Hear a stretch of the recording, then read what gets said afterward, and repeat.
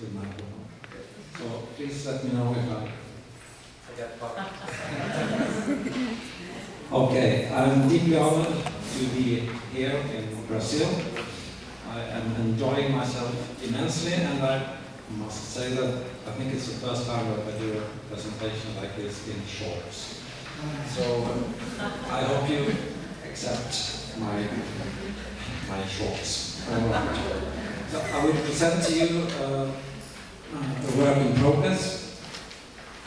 It builds on old ideas of mine, but the framework is kind of new, so I will be very, very interested in hearing comments and criticism afterwards, so that I can improve my work. Okay.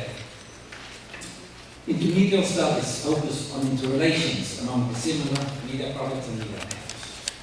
In order to understand and conceptualize these interrelations, the notion of medium must be methodically scrutinized.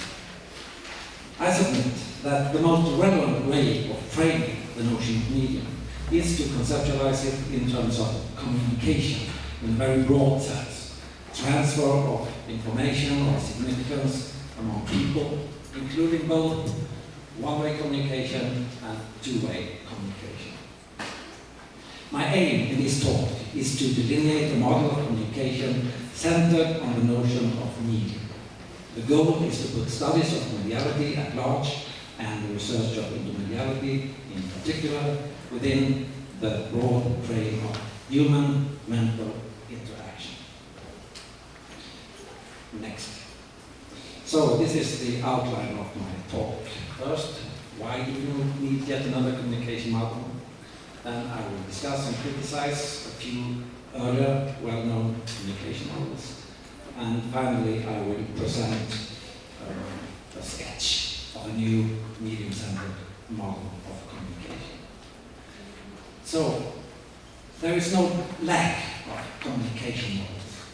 For at least 65 years, researchers from various areas have tried to capture the essential entities of human exchange of information and signification.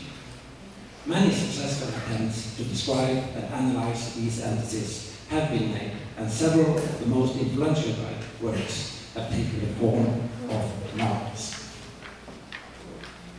I will try to demonstrate that although several existing models capture most of the essential entities of communication in highly useful ways, some core aspects of communication have not been properly incorporated. These aspects, I argue, are best conceptualized in terms of mediality and with the aid of semiotics. They are vital for pinpointing basic media similarities and differences, and hence also the core of intermediality, understood as interrelations among dissimilar media. Next. So, I think we need a full-fledged communication model that clearly defines the basic entities of human communication and their interrelations, that covers not only speech and other verbal media types, but all sorts of media, that captures basic media dissimilarities vital for different communicative capacities, that, in order to achieve these goals, puts more emphasis on the intermediate stage of communication, often called channel, contact, or sometimes medium. I will now present and very briefly discuss the most fundamental features of the few already existing models. As it's impossible to cover all communication models that have seen the light of day, I have chosen 4 influential communication models from areas such as technology, linguistics, communication studies, and cultural studies. The ideas of which can be traced also in much later models. Whereas all these models aim at representing the basic traits of communication, they are created for partly different purposes. It's certainly not my goal to dismiss them as such. I have a deep respect for the scholars who formed them, and I will actually use most of the substance in their models. Although I think there are several things that must be modified and clarified in order to create a truly broad model of communication. Next, please. So, my first example, a model presented by Claude Shannon in 1948, a mathematical theory of communication.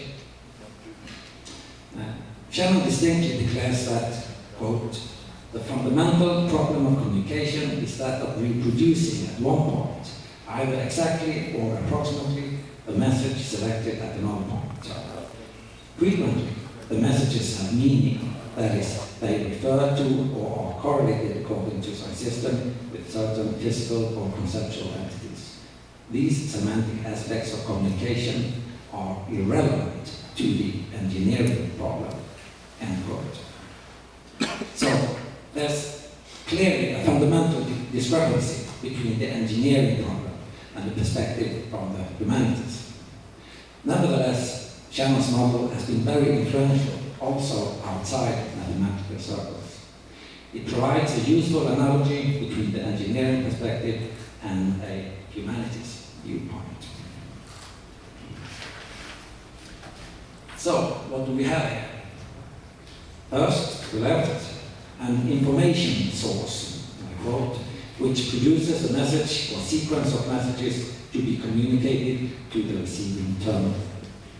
And it's important to note that message here means data of various kinds that are quantifiable. It has nothing to do with meaning.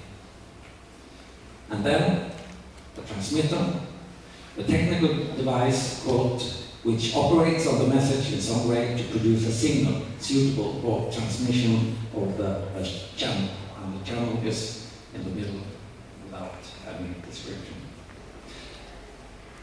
Third, quote, the channel is merely the medium, Shannon writes, used to transmit the signal from transmitter to receiver.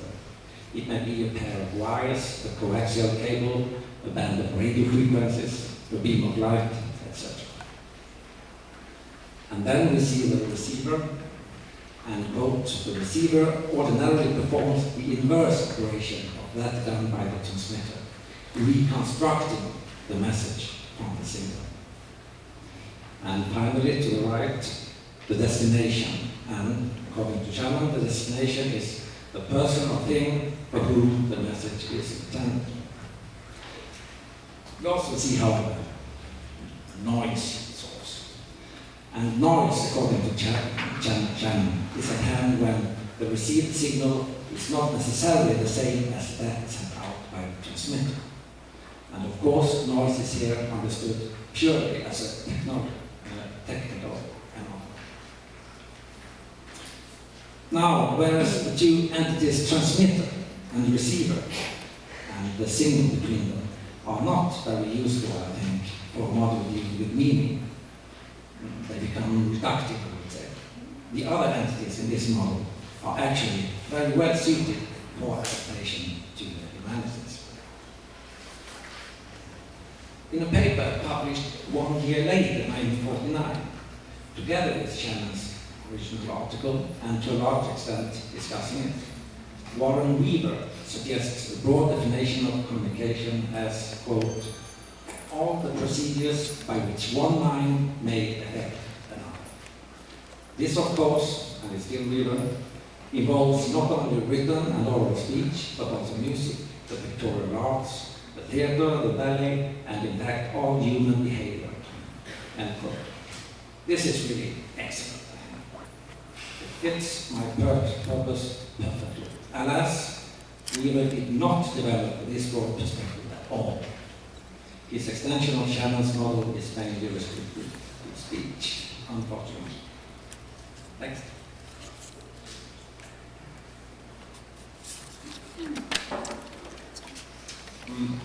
The next example is a model created by Roman Jakobson from the article Linguistics and Poetics. Jakobson's aim is to investigate language in all the variety of its functions, as he writes. This exploration, he explains, demands a concise survey of the constitutive factors of any speech event in any act of verbal communication. And Jacobson explains, quote, the addressor sends a message to the addressee. To be operative, the message requires a context, seizable by the addressee, a code common to the addressor and addressee, or in other words, to the encoder and decoder of the message, and finally, a contact, a physical channel and psychological connection between the addressor and the addressee, enabling both of them to enter and stay in communication. End quote. I will not dwell on this model very long. I will simply say that there are two main flaws, according to me. The first is that Jacobson's model is designed only for verbal communication, so it's all about language. And another thing is that there are no serious efforts to define or discuss the basic entities at any length. It doesn't write much more than what I copied recently. So let's hurry on to the next model by Bruce Brown, a model from 1971 based on earlier efforts. Brown states that, quote, the communication process consists of information processing organized around a shared orientation to certain signs. And he says that the communication relationship includes three elements: the communicator, the message, and the receiver. So A, communicator, M, message, B, receiver. Fram argues that nothing really passes from A to B. A encodes a message as best he can in signs. B reads a message into those signs. It is just as meaningful to say that B acts on the signs as that they act on B. And that is why the arrow between M and B points in both directions. That is one of the main points of this model, I think. However, the main problem with Schramm's model is that it does not really scrutinize the notion of message. In spite of its merits, it becomes rather messy, I think. On the one hand, Schramm argues that nothing really passes from A to B. On the other hand, he says that it is messages, not ideas or thoughts, that pass from communicator to receiver. As a consequence, the message is confusingly understood both as something that is situated between communicator and receiver and as something that passes from communicator to receiver. I believe that Schramm conflates two entities that should be kept separate in a lucid model of communication. Finally then, next release. This is Stuart Hall's model from 1980. Hall argues convincingly, I think, that there are a few what he calls determinate moments in the complex communication system. Quote, the moments of encoding and decoding and the message form. Although these determinate moments are part of what is called the social relations of the communication process as a whole, the message form and the moments of encoding and decoding must necessarily be highlighted, and this can be seen in Hall's visual diagram. So these are the entities that cannot be dismissed according to Hall if one wants to understand communication. The three entities in the upper part of the diagram. And as one can see, the moments of encoding and decoding are also called meaning structures 1, meaning structures 2. And the central entity in this model is called, well, according to the diagram, it says program as a meaningful discourse. That's because he mainly discusses television programs. So you can skip the program and say that the central entity is meaningful discourse. In his text, however, Hall varies his terminology considerably.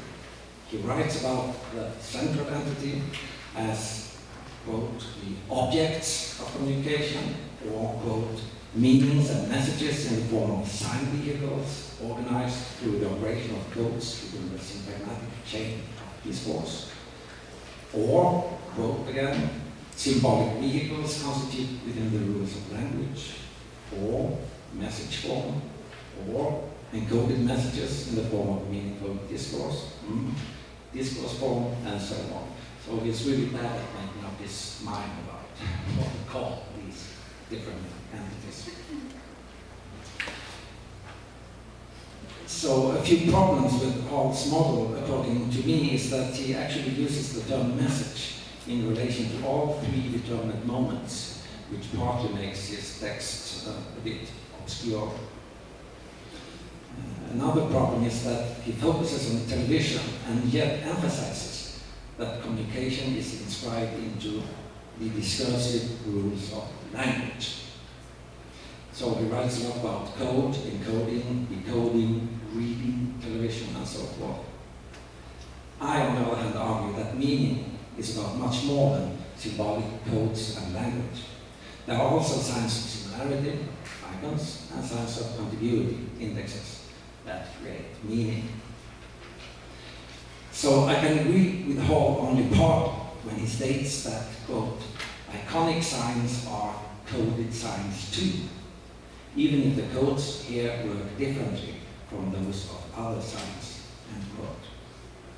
I think he's right to the extent that there are probably no pure icons.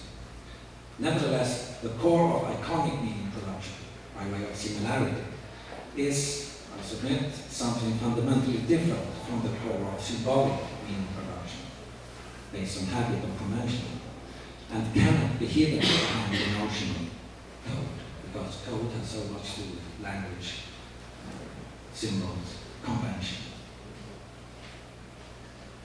Okay, next please.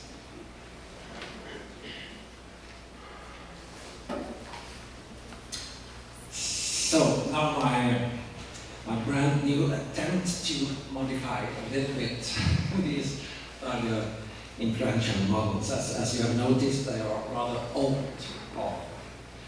but to the best of my knowledge, newer communications model more or less built on the same ideas. So not very much has happened actually during the last decades, I think. So my attempt to a new medium-centered model of communication, it is supposed to be a model of the smallest possible combination of entities of communication.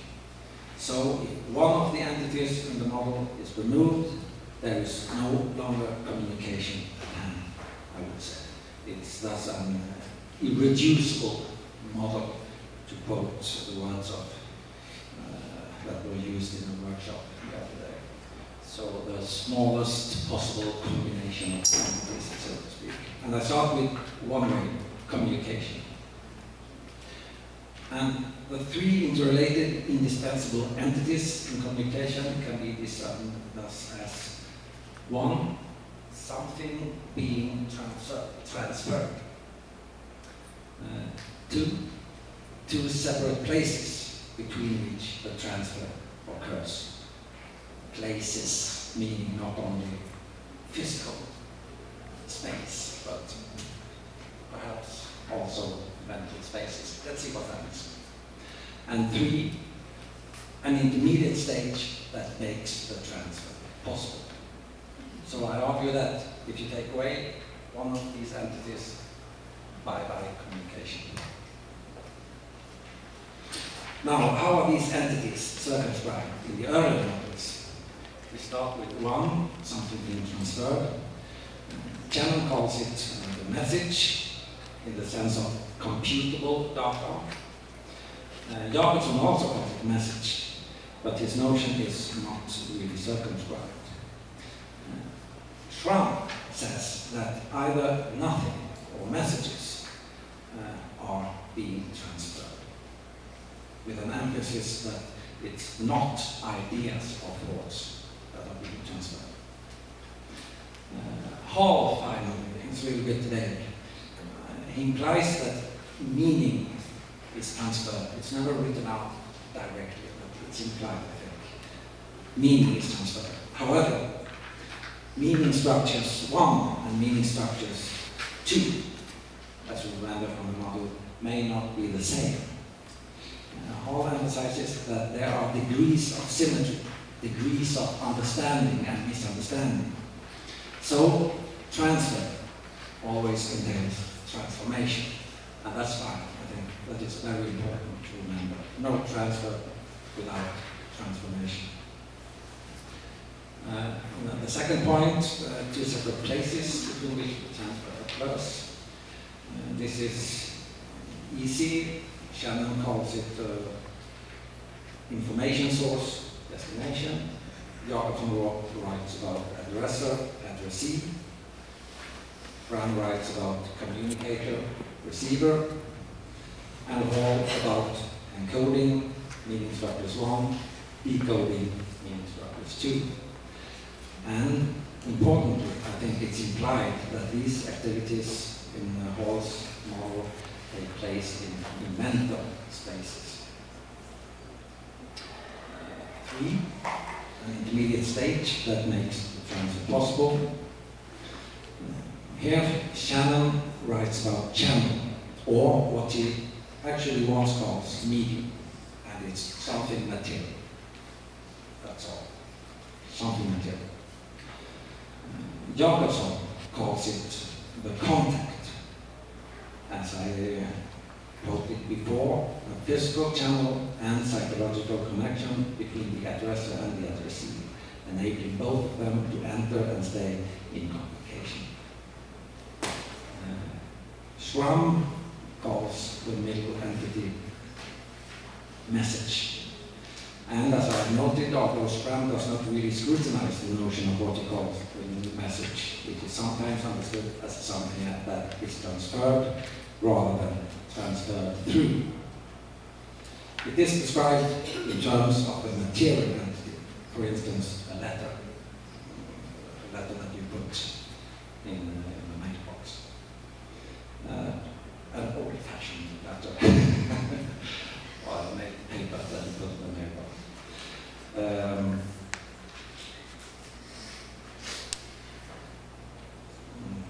Yes, a letter, but Schramm also writes about the entity in the middle as a collection of signs. Hall finally calls the central entity of communication meaningful discourse, and as we have noted, his terminology is rather incoherent when it comes to this. No, it's no longer there, sorry. I don't have to point at it. Okay, it's a little bit inconsistent. Now, how do I circumscribe these 3 entities? So now it's at last my turn to decide.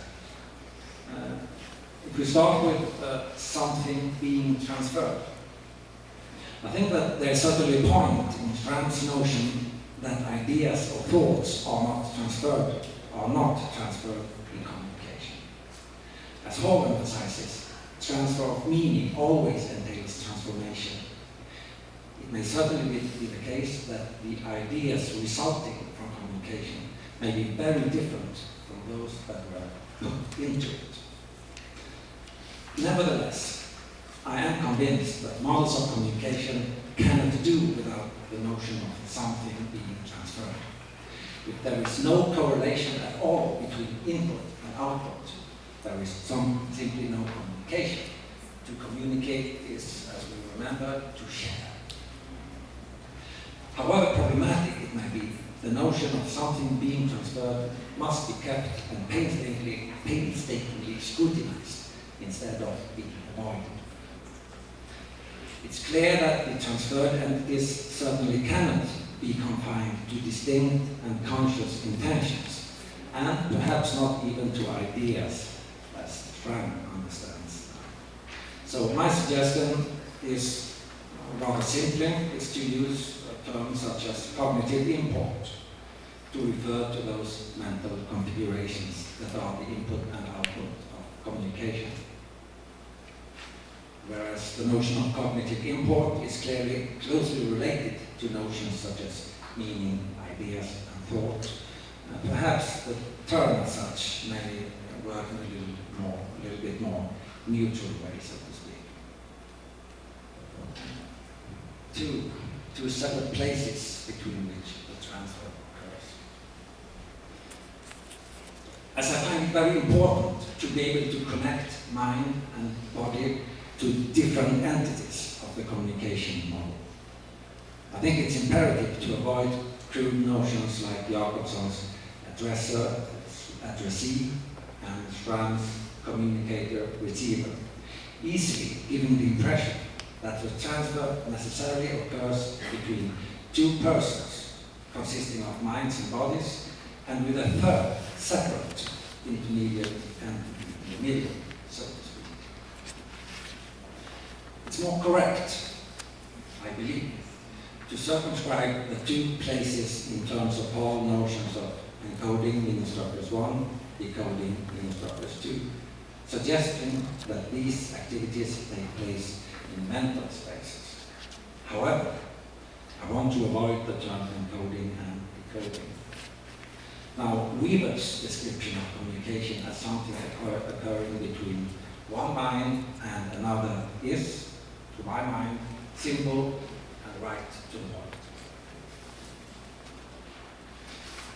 So my suggestion is to use the terms producer's mind, perceiver's mind, to refer to the mental places where cognitive import appears. First, there are some mental configurations in the producer's mind, and then, after the transfer, there are mental configurations in the perceiver's mind that are at least remotely similar to the ones in the producer's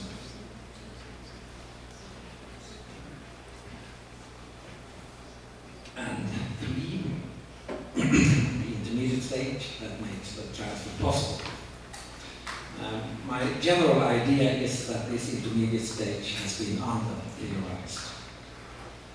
Nevertheless, most researchers that I refer to either explicitly or implicitly recognize that the intermediate stage is in some way material. Schramm and Hall furthermore clearly discussed it in terms of science. In line with this, I argue that the intermediate entity that connects two minds with each other is always in some way material, although it clearly cannot be conceptualized only in terms of materiality. As it connects two minds, it must be understood as materiality having the capacity of triggering certain mental responses. So my suggestion is to use the term media product to refer to the intermediate entity or stage that makes possible the transfer of cognitive import from a producer's mind to a perceiver's mind. And it's important to remember here, this is one of my main points I think, that the media product may be realized by either non-bodily or bodily matter, or matter emanating directly from the body. This means that the producer's mind may, for instance, use either non-bodily matter, say a written letter, or her own body and its immediate extensions, speech and gestures, for instance, to realize the media product. So me standing here is both the producer's mind and the intermediate entity. I'm also a media product right now.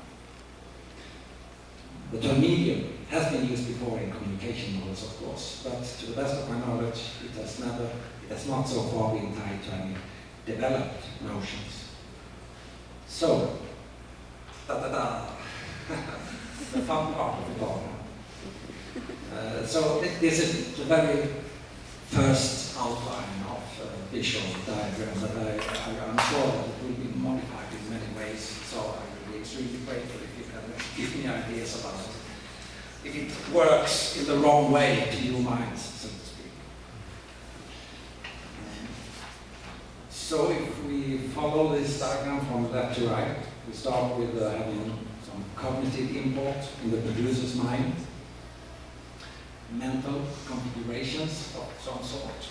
I'm being very vague here because there are so many things that can be transferred, but it's always in the mind. So some mental configuration. Then we have an act of a transfer of cognitive import through an act of production. And production must be understood as a very, very broad concept, including all kinds of different entities such as conception, formation, creation, and often also stages of storage, where what we produce is, so to speak, fixed in some way, and then it can later on be picked up and further transferred to the media product. And the media product in the middle then is the entity that the cognitive import passes through, so to speak. And once the cognitive import has passed through the media product, an act of perception starts, a transfer of cognitive import through an act of perception. And perception is, in principle, always, I think, followed by and entangled with interpretation. So there's certainly no pure perception followed by pure interpretation. They always entangle, but in some way it starts with perception. See something, or hear something, or feel something, or smell something. Finally, then the cognitive import. Finally, then there is some cognitive import in the perceiver's mind. Some mental configurations in the perceiver's mind, which must have some sort of similarity to the mental configuration in the producer's mind. And as we well understand, it's not a question of the cognitive import being actually transferred. It's a complicated process of new cognitive import created with the aid of the media product, and with some luck there will be some sort of similarity so that communication actually occurs. Now, a few words about the acts of production and perception. While there is certainly a similarity to channels, entities, transmitter and receiver, the transfer of cognitive import often involves a complex and entangled corporeal and cognitive The transfer of cognitive import often involves complex and entangled corporeal and cognitive processes that cannot properly be reduced to analogies of mechanical processes, as Weaver suggests. Furthermore, while in an engineering context, it may well be true that, quoting Weaver, the receiver is a sort of inverse transmitter, changing the transmitted signal back into a message. End quote. The act of perception cannot accurately be described as an inverse act of production. For instance, also the act of production, as a rule, actually involves acts of perception and interpretation of the emerging media product. The painter, for instance, being on her way to paint the painting, creating media product, of course, she perceived what he's producing, and so production is also about perception from the producer's point of view, so to speak. So it's not simply an inverse act. Both production and perception are processes that have quite a lot in common. So next, please.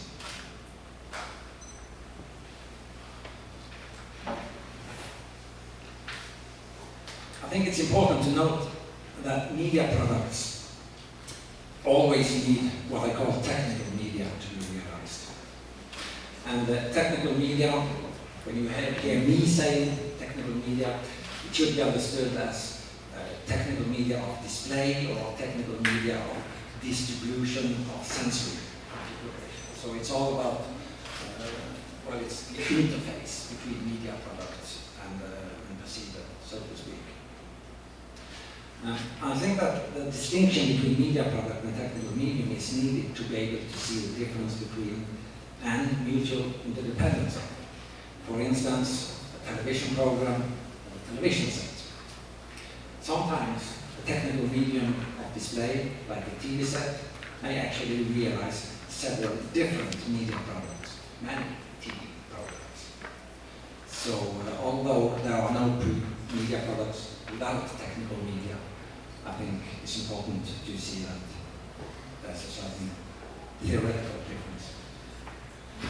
And as I have implied, there are internal technical media, bodies, parts of bodies, or physical phenomena emanating directly from the body, and or external technical media, non-bodily devices like screens, ink on paper, and so forth. I furthermore state that all media products can be analyzed in terms of four kinds of basic media traits, what I refer to as media modalities. Some of you have perhaps read a paper of mine discussing these, so I will present it rather briefly.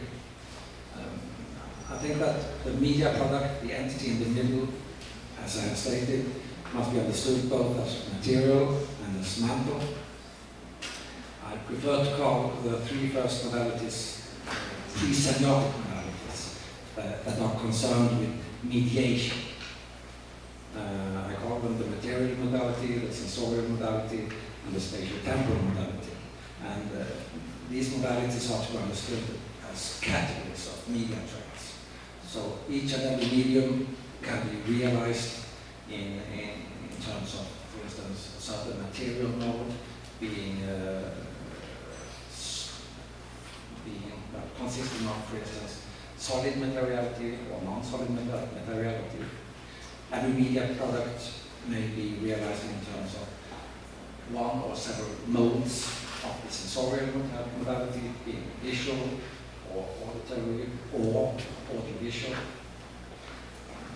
Every media product is also realized by way of at least one spatial temporal modality, being temporal, two-dimensional spatial, three-dimensional spatial, or combinations of these modes.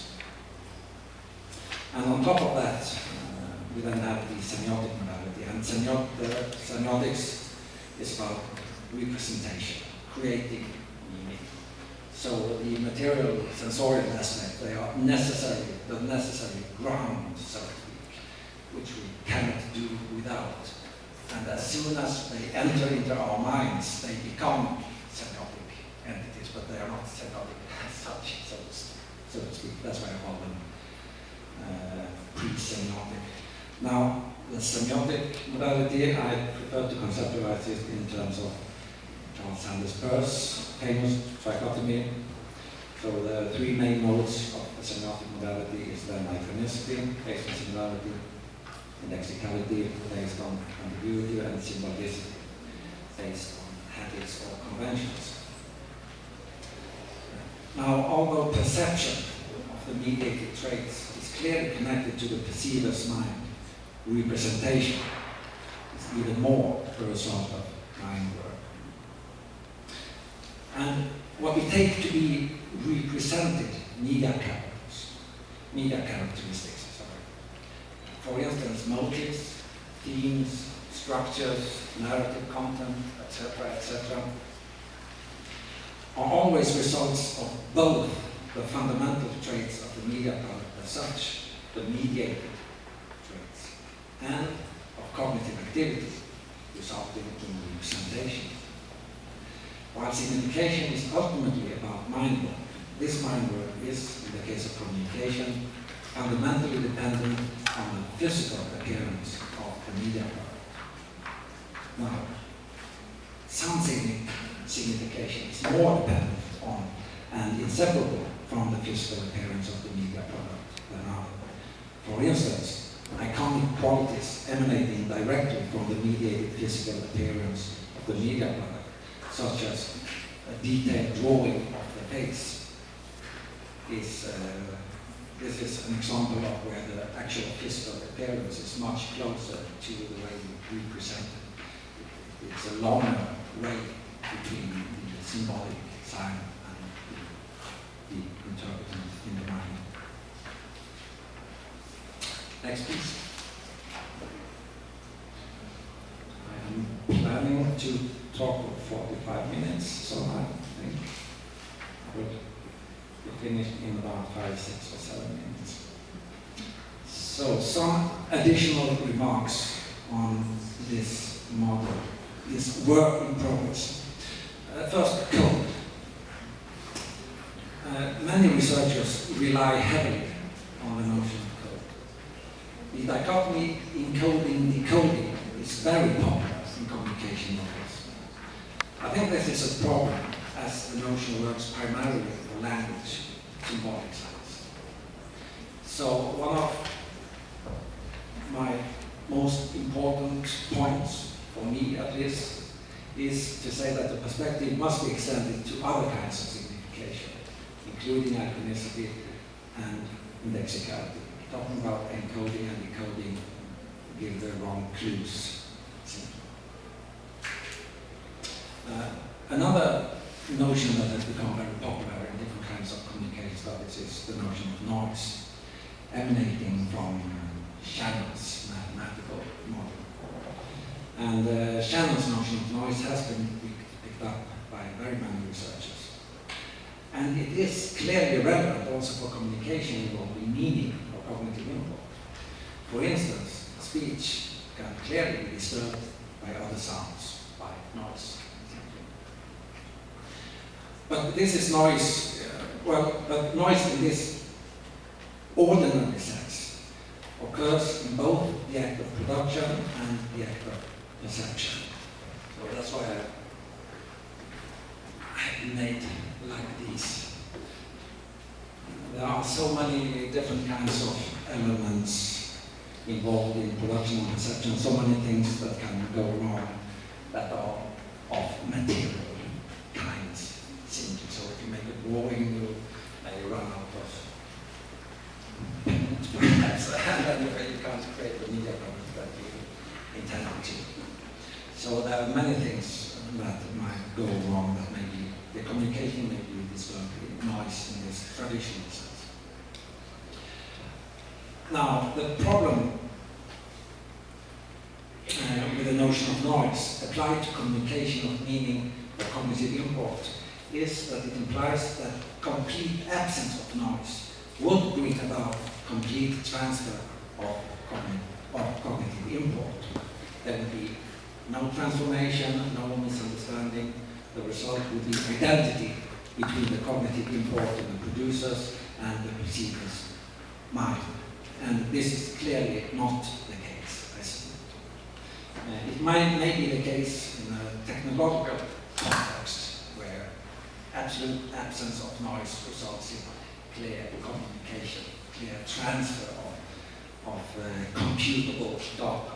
But the analogy doesn't work for communication models dealing with meaning of cognitive import.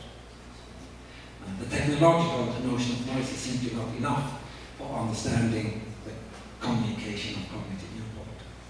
So it must thus be emphasized that there is not only external noise or internal noise created by imperfect material conditions. Clearly, many exceedingly complex factors are involved when the perceiver's mind forms cognitive import. And my proposed model highlights at least one crucial factor, and that is that there are inbuilt physical delimitations, so to speak, in each media type, depending on which media type it belongs to.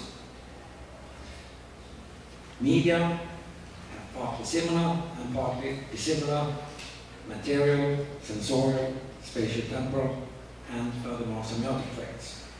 And the combination of traits, to a large extent, although not completely, determines what kind of cognitive input can be transferred from producer to perceiver.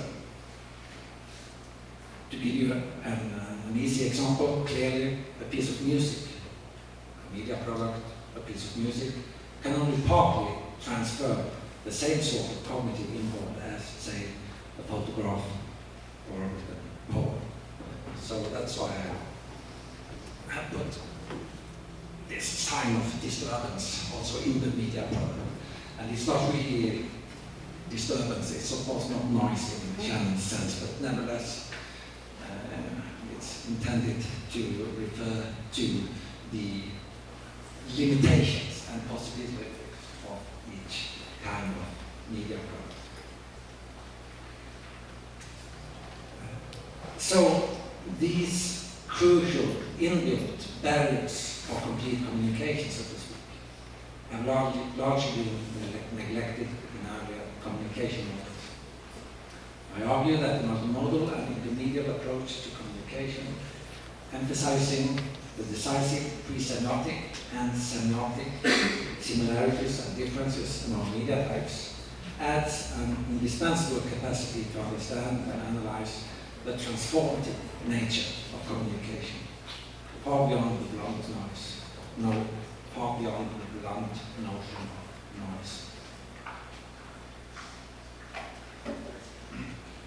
Finally, I will spend my last minutes by way of presenting a few possible and perhaps necessary developments of this proposed model. Some other issues that can only be extremely briefly touched upon here. So, it might be described as a few possible expansions of the smallest possible combination of entities of communication that have been sketched so far.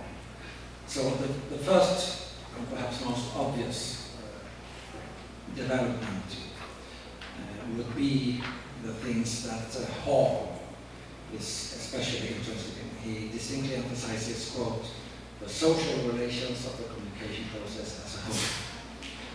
And this is an important aspect that has not so far been captured in the proposed model.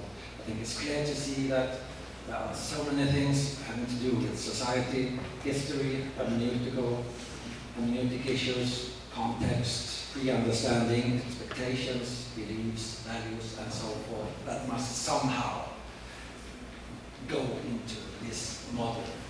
So one way would, of course, be to write a lot of things here with arrows pointing to the producer's mind, pointing to the receiver's mind, indicating that the minds are so much influenced by surrounding factors. My other developments have to do with more narrow things, so to speak. So one kind of development would be to say that producer and or perceiver are several minds. In some instances, obviously, there are several minds working together. For instance, when you make a movie, several minds involved creating the media product, and then there are several minds as perceivers. So that's one way of expanding the model.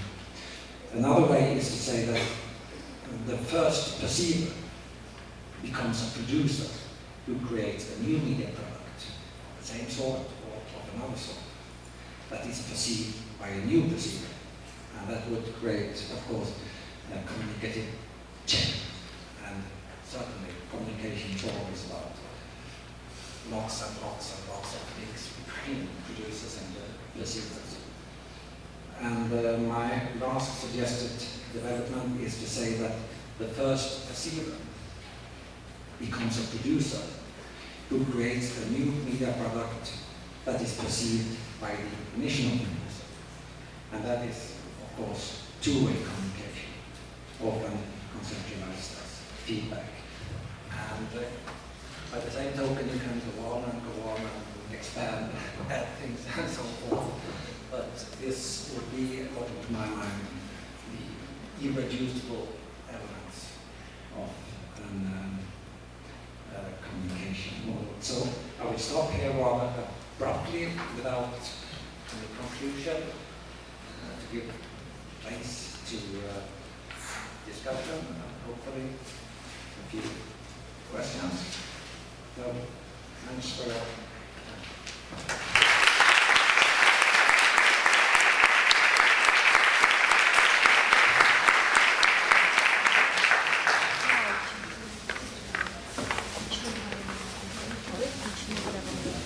Thank you for your lecture. Thank you, Lars, for sharing your new model with us.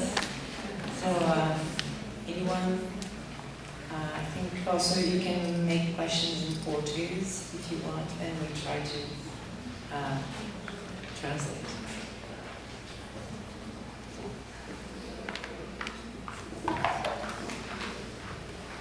Thank you, Lars, for your lecture.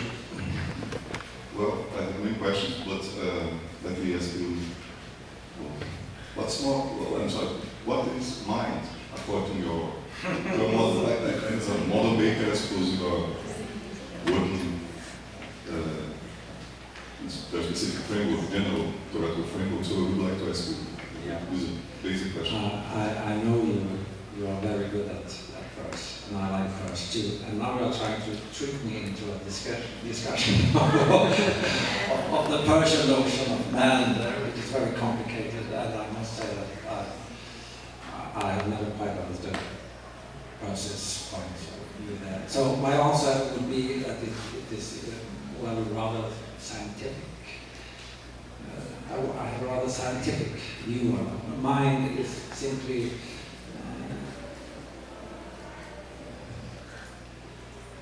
well, let us say the conscious and unconscious activities going on in our brains, simply. So the entity that covers cognitions, emotions, as I said, the conscious and the unconscious and so forth. So the basis of life that knows that life, so to speak. So that's kind of the only answer I can give this in the head. So. This one question? Can I? Well, I would like to ask you, so one more question. I haven't mentioned very briefly, but I would like to ask you something about the problem of meaning. One of the biggest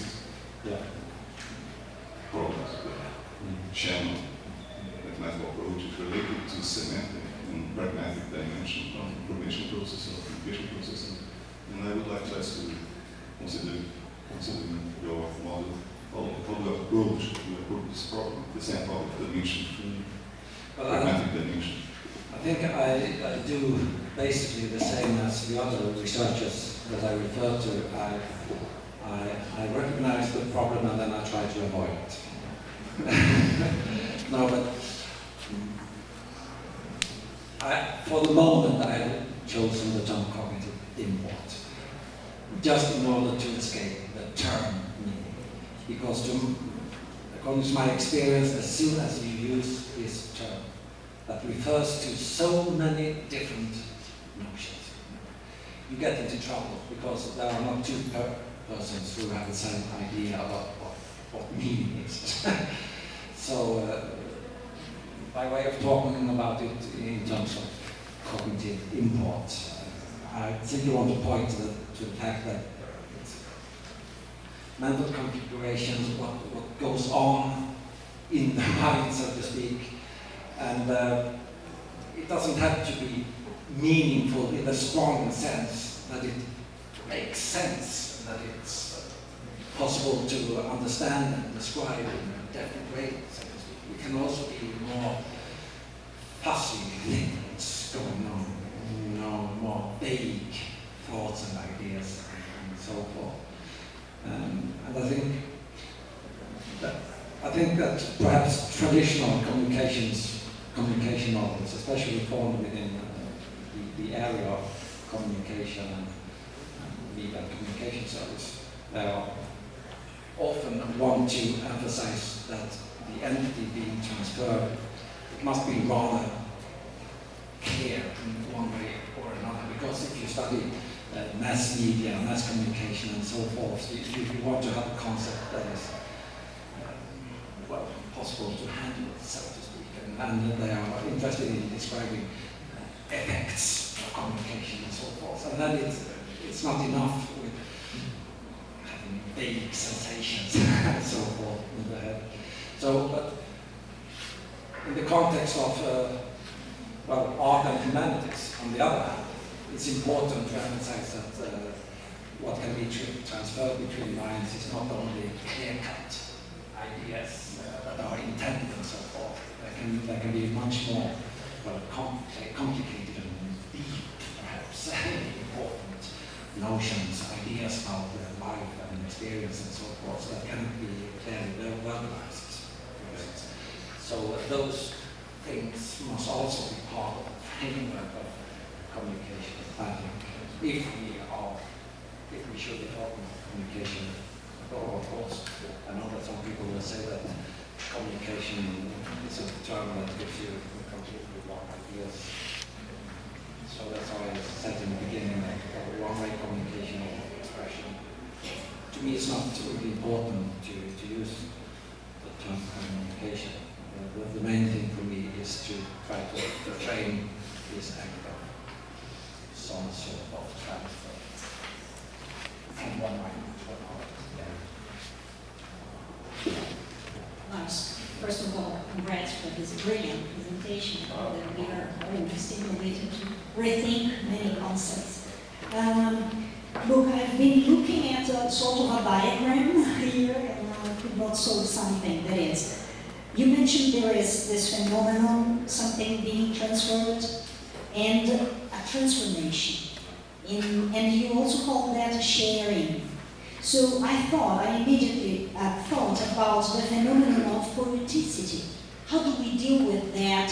Poeticity. Poeticity. Yeah. How do we deal with this lack of communication, this deliberate erasure of this conventional communication, and also there's this deliberate noise in the artistic discourse. So how could we measure, or under which terms we take the word transformation and sharing according to your perspective?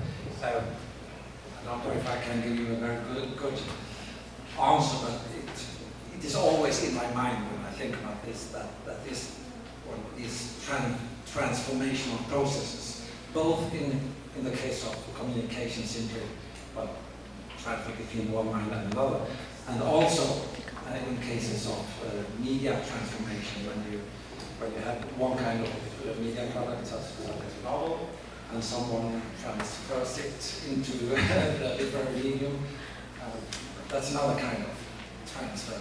I could add a lot of things here, but I will not do it today. So my main point would be, I think that there are, on the one hand, definite restrictions in media as such. You cannot transfer anything through any kind of media. So there are certainly restrictions. But on the other hand, we also choose our restrictions. And that's of course when, for instance, poetry comes in. You don't want this clear-cut intentional message, perhaps, if you don't write political poetry, perhaps. You want something to get through to the reader, but not the complete picture, so to speak. So that's of course the producer manipulates the media product, I guess, in a way that something is being transferred and other things are kept off. And those are very complicated things, of course, but yeah, it's part of the physical limitations and things that you do of your own with, so to speak. That's a very important thing. Hi, so thank you for your presentation. And several models in the beginning of the talk, and it seems like your choice was to be more economical than both models and just try something. And I think it seems like a very good choice to be more economical. Sorry, it seems like a good choice to be more economical and try to put the minimal amount of elements possible. But it seems to me that when we take out the other elements, it seems to me like we are going in the direction to versus basic model. So I think it's really similar to the notion of object, sign, and interpretant being interconnected and communicating some form through the sign to the interpretant, which is the effect on the interpreter's mind. So my question would be, do you think there is a fundamental different assumption in your model, or is it just is it just aimed at a different discussion at a different community? Yeah. No, to my mind, there is. I really hope that that this kind of modeling communication is compatible with the sign systems of PERS, because if it's not, I have failed entirely, definitely.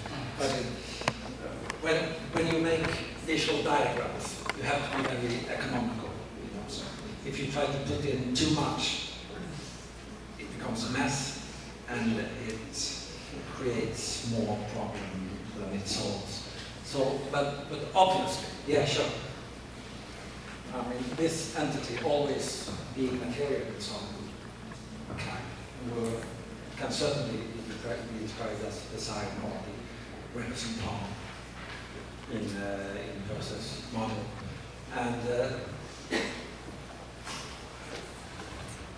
and those the object and the interpretant would be in the perceiver's mind. So the object somewhere in the perceiver's mind, because the object is always something that we already know in some way according to the sign. It's always a mental aspect referring to another mental aspect. So this would be a material sign creating a mental sign referring to a mental object, and this cognitive import would then be the interpretant, I would say, the result, so to speak. So just put the three sign constituents into the perceiver's mind, and I think at least I am satisfied. This is dangerous.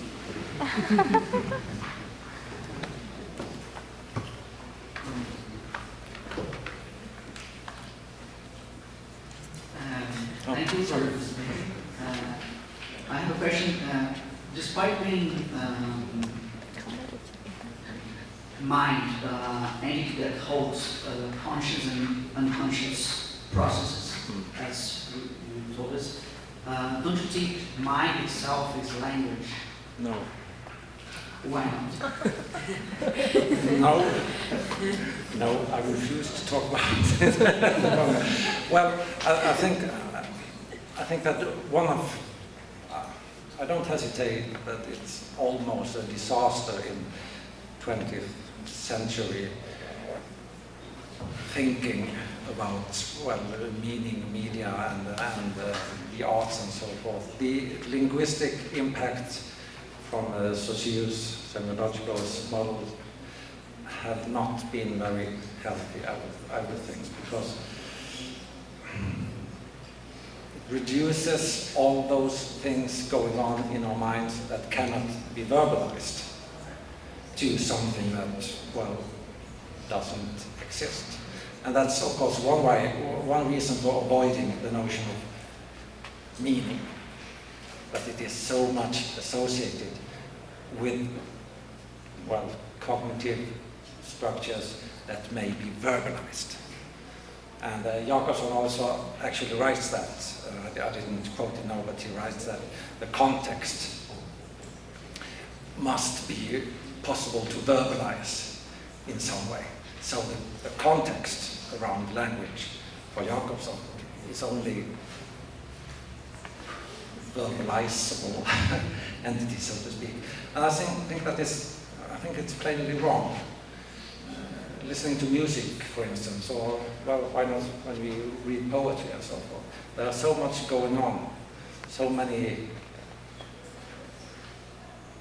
important things created in our minds that cannot be clearly verbalized. And that's the whole point. It's another kind of meaning, if you wish. So if you try to subsume those other kinds of cognitive import or meaning, you reduce everything that is not language. So, yeah, thanks. Of course, the problem is that language is such a good communicative device that we cannot talk about these things without using language, and that's a silly paradox, but that's how it is. First of all, thank you for your explanation. There behind. Is there something related between your model and the actor-network theory? Did you heard about it? I don't know. And when you say about a material sign creating a mental sign, so humans and non-human actors acting in a communication model. So during all your presentation, I think there's something related between your model and actor-network theory. Yeah. So is that something real? Yeah. Do you think about it? Right. My simple answer would be that I don't, as yet, know enough about it to give a certain answer. What I do know is that when you look around and I try to read articles from various disciplines and so forth, and of course these entities tend to come back in one way or another all the time, and that's the same with, I would say, with the sign constituents of purse, that even if you don't refer to purse, the entities tend to come back in some way or another, and that's, I would say, a proof of that it's something real that we cannot escape. So of course it would be good if I could give you a long list of references saying that I have taken everything into consideration, so to speak, but not yet. So, but please send me some ideas about articles that I can take a look at. Thank you. I think we don't have more time, and I think we don't have more questions. So, do you have one more question? Okay.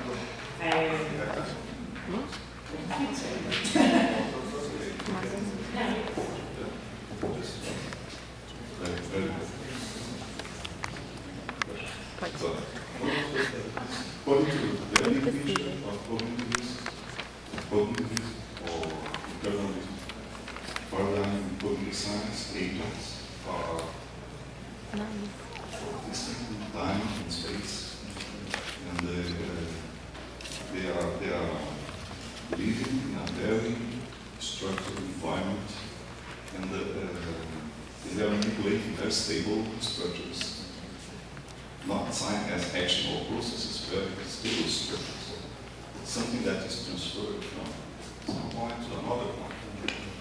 I would like to know how your model is dialogue with this very big picture for people are.